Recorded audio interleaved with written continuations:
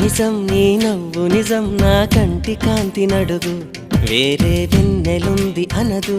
ఉన్నా దాన్ని వెన్నెలనదు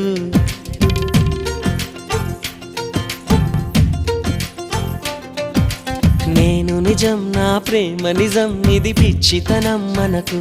అన్నా మనసు మాట వినదు విన్నా అవును కాదు అనదు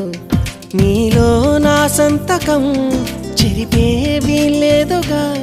నాలో నీ జ్ఞాపకం కరిగే కల కాదుగా